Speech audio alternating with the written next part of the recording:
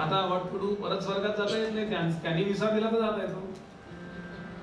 मग तिची लेक नंदिनी माझ्या आश्रमात आहे, तिची तू सेवा कर, म्हणजे त्या शापातून तू विमोचित होशील. म्हणून राजा दिलीप आणि त्याची पत्नी सुदक्षिणा राणी हे दोघे जण आश्रमात येऊन राहतात. श्लोक येतो, ते म्हणाले किती छान गोभक्ती केली आहे. 21 दिवस सलग हा, त्या 21 दिवसांनी परीक्षा झाली म्हणून 21 दिवस आधीच बोललो. स्थित स्थितामुच्चलित प्रयाताम, ती जर स्थिर उभी असेल तर तो स्थिर उभा राहत असेल, ती बसली तर तो बसत असे. गाय ती बांधलेली नाहीये. तिला सांगितलंय वसिष्ठांनी, इंद्राणी वसिष्ठांना भेट म्हणून दिली, त्या गाईला इथे राहशील का तू बाई, ती तिथे राहते. गाय तिचं पिल्लू आहे, या दोघांची सेवा करतात. तिला वाटलं चालत चालत गावात, ती चालत निघाली का तिच्या पाठीमागे निघतो. तिला खावंसं वाटायला लागलं बर का. निषेदुषी मासन बंध धीरः जलाभिलाषी जलमाद दाना छायेवताम भूपतिरन्वगच्छत्. ती सावलीत उभी राहिली तर हा सावलीत उभा राहतो, ती उन्हात उभा असेल तर आपण आपल्या सावलीत उभं राहिलो. त्यांचं काय असं नाही. आणि विशेष म्हणजे सुदक्षिणा राणी त्याच्याबरोबर तिथे सेवेला आहे असं वेगळं सांगायचं नाही, असं त्यावेळेला होतं. पती आल्यानंतर पत्नी आली असं सांगायचं नाही. वेगळं म्हणलं तर पती पत्नींना समान अधिकार, हे कधीपासून आलं, वेगळं म्हणायला लागले तेव्हापासून. माझ्या बरोबर पांडुरंग शास्त्री सांगायचंय, ते म्हणाले त्यावेळीची अवस्था अशी होती, त्यांनी मुंबईचं उदाहरण दिलं, ठाण्याला त्यांचं ते हे होतं. ते म्हणाले आपण बेसने प्रवास करतो, सिटी बसने प्रवास करतो, खूप गर्दी असते, आपण कंडक्टरला 10 रुपये देतो, तो आपल्याला 4 रुपये परत देतो, आणि कसे तरी गर्दीत आपण उद्या म्हणाले त्यांनी आपल्याला ते पैसे दिले, आणि ते पैसे तिकीट आपण कुठल्या खिशात ठेवलं आपल्या लक्षात तरी राहतं का म्हणाले. या खिशात ठेवलं काय, या खिशात ठेवलं काय, आपलंच आहे ना म्हणाले. असं त्यावेळेला घरातलं नातं आहे म्हणाले. बारीक बारीक गोष्टीत ते हा निर्देश करायचे. आधुनिक पद्धतीने रामकथा सांगायचा शास्त्री बनण्याचा प्रयत्न असायचा. असो, माझा मुद्दा एवढाच आहे की सुदक्षिणा राणी तिथे आहे. ती तिथे गेल्यानंतर पूर्ण ते सारवून घेते, स्वच्छता करते, झोपडी साकार. कारण गाय उभी असताना ज्या गोष्टी तिथे करता येत नाही त्या गाय बाहेर पडल्यानंतर ती करते. एक वेळ अशी आली की ती गाय एकदम तिनं शेपटी वर गेली, काय वाटलं तिला, एकदम कानात वारं शिरल्यासारखी धावत सुटली, आणि एक उंच मेट होता, डोंगर होता, त्या डोंगराच्या आडती दिसेनाशी झाली. राजा मागणं धावतोय, आता सिंह आला, वाघ आला, जंगल आहे, ह्या गायीचं जीवन धोक्यात येऊ शकतं. आणि त्याच्या अपेक्षेप्रमाणे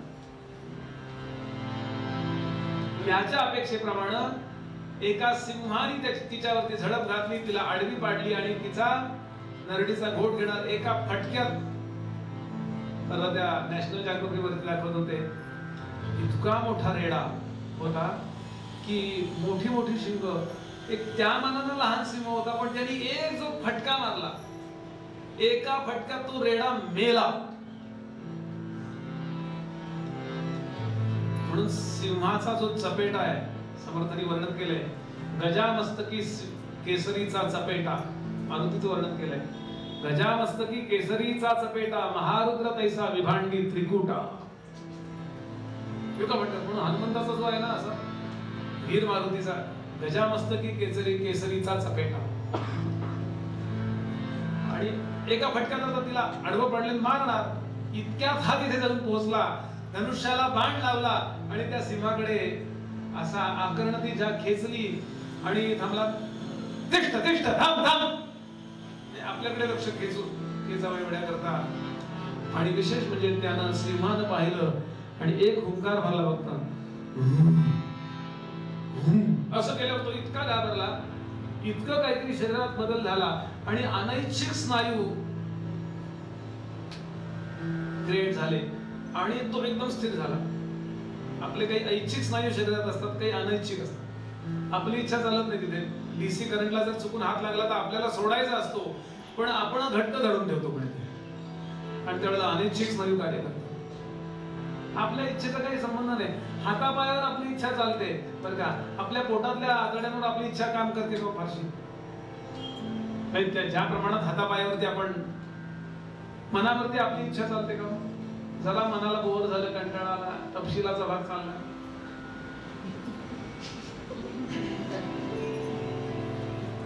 अनैच्छिक असा आपल्या शरीरात जास्त भाग आहे, ऐच्छिक खूप कमी आहे. जेवढा क्रियमाण कर्म स्वातंत्र्याचा आहे तेवढाच आहे असं.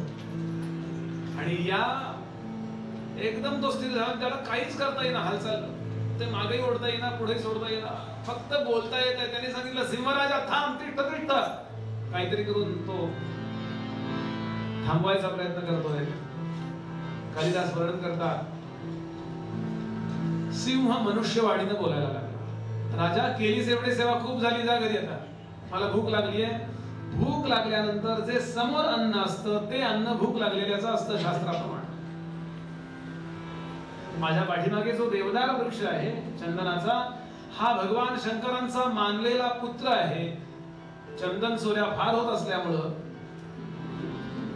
मला इथे रक्षणाकरता ठेवलंय. मला हा देवदार वृक्ष, चंदन वृक्ष सोडून कुठे जाता येत नाही. इथे जर एखादी शिकार आली तर मी खाऊ शकतो. मी खूप दिवसाचा भुकेला होतो, मला पोटभर अन्न मिळणार आहे. यू मे गो, तू जाऊ शकतोस. राजा म्हणाला, हिलाच खाल्लं पाहिजे का तुला? दुसरं काही नाही चालणार का? मी तुला हरिण आणून देतो, अजून काही आणून देतो. सिंह असला आणि सिंह म्हणाला, सिंह, खरा सिंह कधी दुसऱ्यानं केलेली शिकार खात नाही. पराक्रम करा. समर्थ म्हणाले, आधी मेळवी मग जेवी, गुंतल्या लोकास उगवी, शरीर कारणी लावी काहीतरी. माझं संपूर्ण जीवन कष्टाने भरलेलं असलं पाहिजे शेवटपर्यंत. सोवळ्याचा अर्थ कष्टाचा आहे. तुझ्याच चालत नाही म्हणजे काय? मी शेवटपर्यंत पाणी शेंदून काय खाईन म्हणजे काय? मी माझे कपडे म्हणजे काय? तुझ्याच चालत नाही याचं कारण मी शेवटपर्यंत इंडिपेंडेंट राहीन असा अर्थ आहे. टीका करण्यापूर्वी थोडा विचारही करावा, टीकाकार व्हायचं का टीकाखोर व्हायचं. सिंहाने सांगितलं, मी दुसऱ्यानं केलेली शिकार खात नाही. यानं सांगितलं, मग काय करता येईल म्हणजे या गाईला सोडता येईल हे तूच सांग. त्याने सांगितलं, तू मारायला तयार हो, मी तुला खातो, गेला सोड, चालेल, धनुष्यबाण टाकून दे. मग त्याचे ऐच्छिक स्नायू कार्य करायला लागले. त्यांनी ते धनुष्यबाण टाकून दिलं. तो समोर येऊन थांबतो आणि त्या गाईला सांगतो, लवकर इथनं निघून जा, नाही तर हा मलाही खाईल नाश्ता म्हणून. 9ला नाश्ता करून परत 11 वाजता माणसं जेवतात की नाही, रेल्वेच्या प्रवासात वगैरे. इथे वडा चांगला मिळतो, इथं अमुक चांगला मिळतो. माझा फक्त प्रश्न एवढा पडतो, जातं कुठं? नौकऱ्याला जाऊ दे म्हणाले. आणि गाय लांब गेली, तू लवकर जा, सांगतो त्या गाईला, लवकर जा. आणि स्वतः त्या सिंहासमोर मान अशी ठेवून उभा बसतो. श्लोक येतो इथं, जेव्हा सपाटलायां कवितस्थिवासं धनुर्धरा केसरेणं ददर्श. त्या केसरीला पाहून, त्या सिंहाला पाहून याने एवढं सगळं केलं. आणि आता त्यानं त्याच्या मानेवरती तो पंजा ठेवला.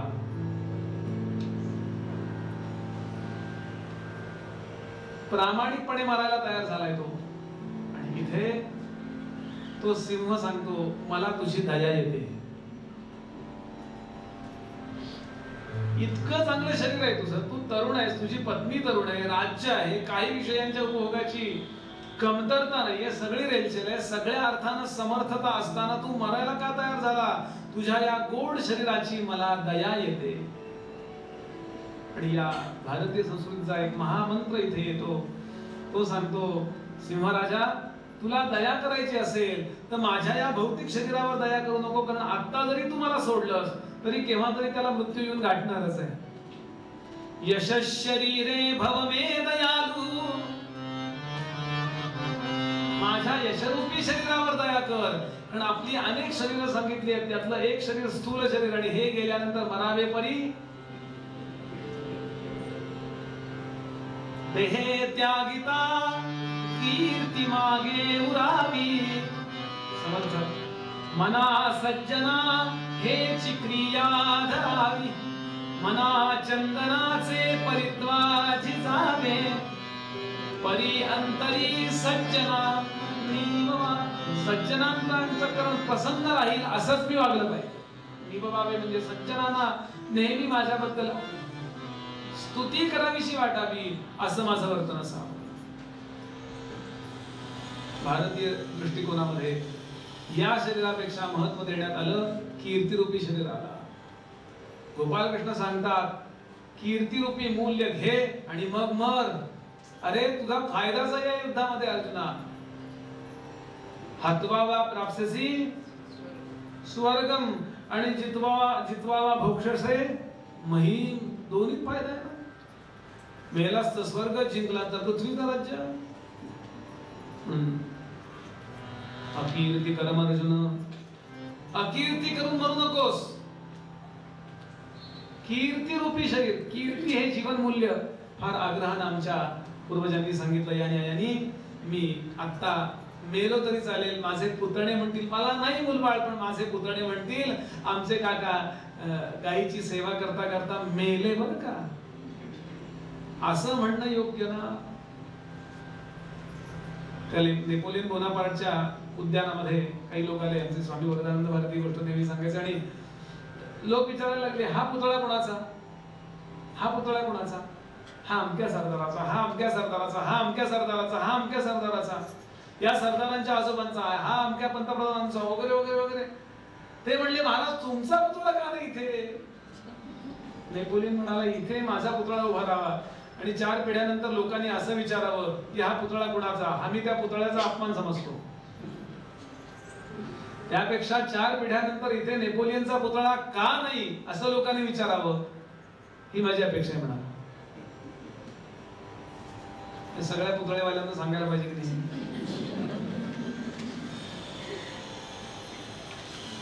आणि विशेष म्हणजे पुतळा बनण्यापूर्वी आमचे गुरुजी सांगतात कोणीतरी या माठाचा काय उपयोग आहे हे माझ्यासोबत कोणीतरी माठ धरण्यापूर्वीच कळलं पाहिजे म्हणाले.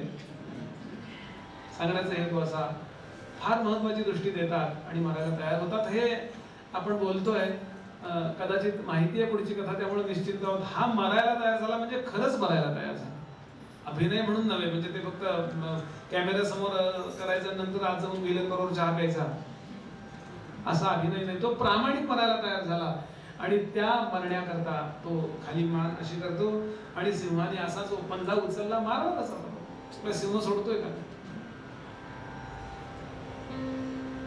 पंजा असा उचलला आणि हा एकदा स्मरण करतो गुरुजींचं, गुरुजी गायीची सेवा मला जमली, भले मला पुत्र नाही झाला, ज्या करता मी ही गोसेवा केली हे नाही झालं, तरी मी ही सेवा करता करता मेलो, देह बदलेल मी, याच्यापेक्षा काय होणार आहे. असा विचार करून फक्त मनापासून I tried my level best, माझ्याकडून उत्तमात उत्तम कार्य करण्याचा मी प्रयत्न केला, एवढं वाक्य फक्त मनात आलं आणि दाय विल बी डन. येशू ख्रिस्ताच्या जीवनातलं शेवटचं वाक्य, हे सगळं जीवनाचं सार आहे. दाय विल बी डन, तुझ्या इच्छेप्रमाणे हो भगवंता, तुझ्या इच्छेप्रमाणे हो, असं मनात आल्या क्षणाला त्या सिंहाचं रूपांतर एका सुंदर अशा गायीमध्ये झालं. ती प्रत्यक्ष कामधेनू होती आणि सांगितलं, राजा परीक्षेत पास झालास, माझा नकळत तुझ्याकडनं अपमान घडला, मी तर तुला शाप देणार नाही, पण भगवंताची व्यवस्था आहे, छोट्या छोट्या कर्मांची तो फल देतो. या न्यायाने माझ्या नकळत घडलेल्या अपमानाचं जे फळ तुला मिळालं होतं, मी तुला एनओसी दिली माझ्याकडून, नो ऑब्जेक्शन सर्टिफिकेटचा. समोरच नंदिनी होती, ती धावत धावत आली आणि आपल्या आईच्या जवळ पकडायला लागली. खूप प्रेम. नंदिनीचं दूध काढ राजा आणि ते प्राशन कर, तुला उत्तम पुत्र होईल, जा. तो म्हणाला, नाही असं करा माते, मी घरी जाईन, चरबी घेऊन मी त्या नंदिनीच्या इथे बसेन, चरबीभर दूध काढेन, मी माझ्या वसिष्ठांसमोर गुरुजींसमोर ठेवेन, त्याच्या आधी हिचं पिल्लू तिच्या अंगावर पिल, नंतर प्रसाद म्हणून मी ते दूध काढेन, ते वसिष्ठांसमोर ठेवेन आणि ते जो मला प्रसाद देतील तेवढा मी घेईन, त्यातून मला उत्तम पुत्र होईल. संयम. कितीही चांगली वेळ आल्यानंतर सुद्धा, सुख आल्यानंतर सुद्धा हुरळून कसं जाऊ नये हे आम्हाला रामकथा शिकवते. दुःख आल्यानंतर सुद्धा कसं होत पळून जाऊ नये हे आम्हाला रामकथा शिकवते. पुढे सांगतात, ही मंडळी यशसे विजिगीषूणाम, यश मिळेपर्यंत ते त्यांची विजिगीषू मनोवृत्ती, जिंकण्याची मनोवृत्ती कधी सोडत नाही, जिंकणारच. पुण्यामध्ये एक डॉक्टर आहेत, नाव फक्त सांगत नाही, त्यांच्याकडे गेलो होतो. त्यांची मुलगी एका विशिष्ट परीक्षेला बसली होती पुण्यातच. आणि त्याच्याकरता एकच सीट आहे, एकच सीट. त्याकरता पुण्यामध्ये एकच पोस्ट होती. ती म्हणाली बुवा की माझ्याकरताच आहे पोस्ट. फार मोठे डॉक्टर आहे आणि विशेष म्हणजे तिनं ते जिंकलं. जेवढं यश पाहिजे त्यापेक्षा काकडभर चांगलंच यश मिळवलं. यशामध्ये जुन्या कथा तर आपण ऐकतो, नवीन कथा आहे का? यशसे विजयीषूणाम. पुढे सांगतात प्रजा येई गृहमेधिना. उत्तम प्रजा निर्माण करण्याकरता हे लग्न करतात. कशा करता मांडतात घर? वेदांची आज्ञा आहे प्रजा तंतुम ना व्यवच्छिच्छेद. प्रजा तोडू नकोस याकरता विवाह कर. उत्तम चांगली प्रजा निर्माण करणं हे प्रापंचिकाचं एक आद्य कर्तव्य सांगितलं. पुढे सांगतात त्यांचं जीवन कसं, जीवनाचा काय प्रोग्राम आहे की नाही. शैशवे अभ्यस्त विद्यान. लहानपणी ही सगळी मुलं अगदी मनापासून अभ्यास करतात. तेव्हा नाही मोबाईलवर खेळत. शैशवे अभ्यस्त 1 ते 25 4चे वयोगट सांगितलेत आपण. 4 पुरुषार्थांचा विचार केला, 4 आश्रमांचा विचार आहे. आश्रम म्हणजे वयोगट 1 ते 25, 26 ते 50, 51 ते 75, 76 ते 100. कल्पना 4ची केली. तर 1 ते 25 मध्ये काय करायचंय तर शरीर उत्तम बनवायचंय आणि उत्तम अशी विद्या मिळवायची. म्हणून शैशवे अभ्यस्त विद्यानाम. पुढे रामरायांचं चरित्र येतं. रामराय किती उत्तम शिकतात. ते म्हणाले 4 भावंड सर्वे वेदोपसंपन्ना, सर्वे शस्त्र निपुणा म्हणाले, पण राम अपि तेषाम महापराक्रमा. राम त्या सगळ्यामध्ये ग्रेट होते. ते स्वतः अभ्यास करतात घरी आल्यानंतर आणि 3 भावंडांचा अभ्यास घेतात. असे सगळे शैशवे अभ्यस्त विद्यानाम. यौवने विषयैषिणाम. यौवनावस्थेमध्ये फक्त अयोध्येच्या राजाचं हे वर्णन नाहीये, त्यावेळेच्या जनस्थितीचं वर्णन आहे. स्वच्छ यांचं मत आहे. मला बाळशास्त्री हरदासांची काही मत इथे ठेवायला आवडेल. ते म्हणाले की हे सगळं जग परमेश्वरानं निर्माण केलंय. विषय सुद्धा परमेश्वरानं निर्माण केलेत ना. विकृत अशा वैराग्याच्या कल्पना म्हणाले बुद्धावतारानंतर आल्या. थोडं कठोर आहे. सर्वम क्षणिकम सर्वम भंगुरम. त्यामुळे नको तेव्हा नको ते करावं असं वाटतं.